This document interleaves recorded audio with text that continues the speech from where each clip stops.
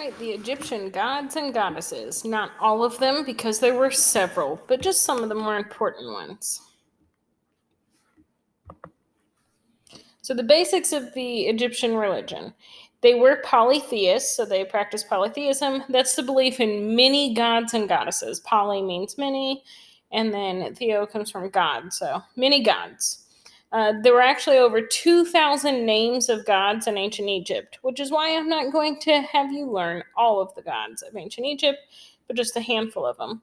Some of the images of ancient Egyptian gods and goddesses would have them with a human body and then a head of some sort of bird or animal, as they were believed to be mixed, because animals were chosen to represent the powers of each god. So, the importance of the gods. Religion was very important to the Egyptians. Uh, Basically, they believed that gods and goddesses affected everyday portions of your life. So, if you had a good crop, it was because the gods wanted you to have good crops. If there was flooding or a drought, that's because you angered the gods. So, they believed that everything that happened because the gods wanted it to happen. At first, most gods were animals, and then they later took on human appearances and behaviors. This actually made it more acceptable for the Egyptians because it was hard to relate to a bird that ruled over everything.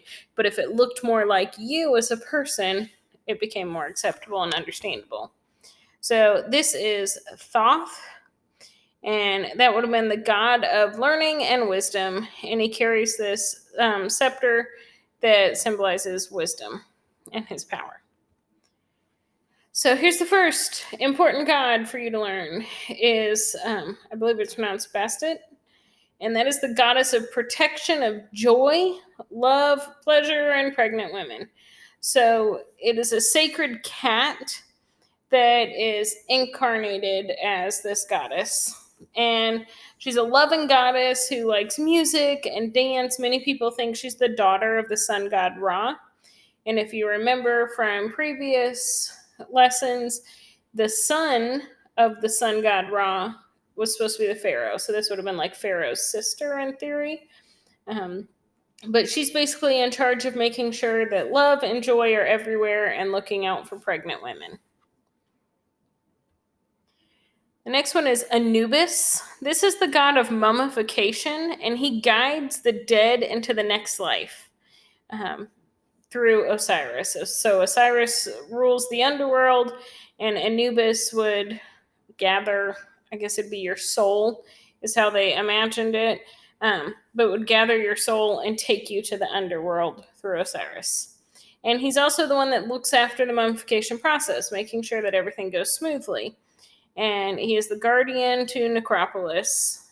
The priests, when they were doing the mummification ceremonies, would often wear this mask, which is the head of a jackal, to represent Anubis, so that they were honoring him while they prepared the bodies. Ra, this is the god of the sun, and he was considered the most important god to all of Egyptians because the sun controls everything, the light, the crops, whatever it might be. He is lord of all of the other gods. All the other gods have to answer to him in Egyptian religion.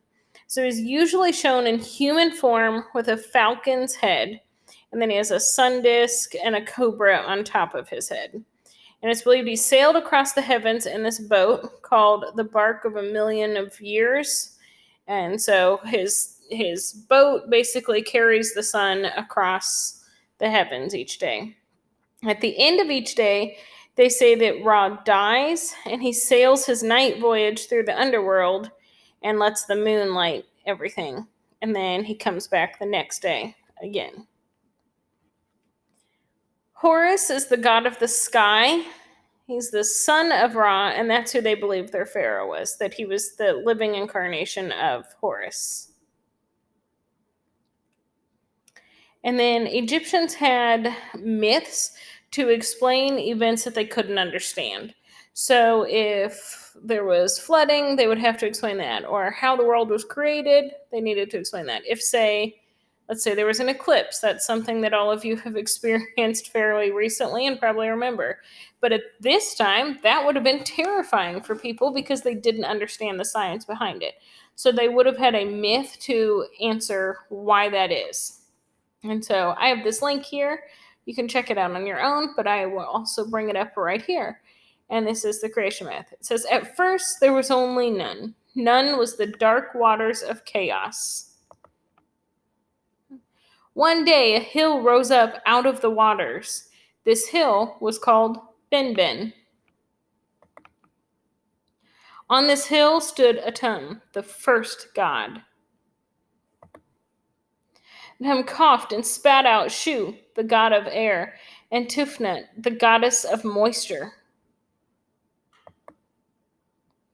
Shu and Tufnut had 2 children. First there was Geb, the god of the earth. Then there was Nut, the goddess of the sky. Shu lifted Nut up so that she became a canopy over Geb.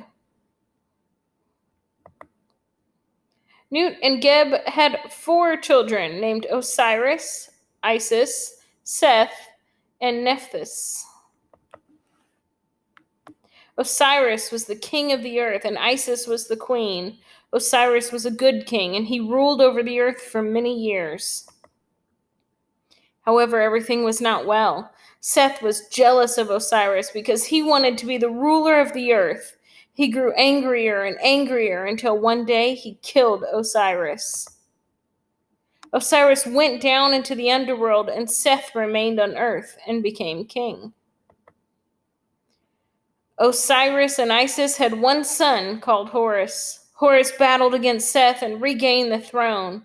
After that, Horus was the king of the earth, and Osiris was the king of the underworld. So this is a myth meant to explain how Pharaoh got to be on earth and why Osiris rules the underworld. And that is what you will need to know for our class purposes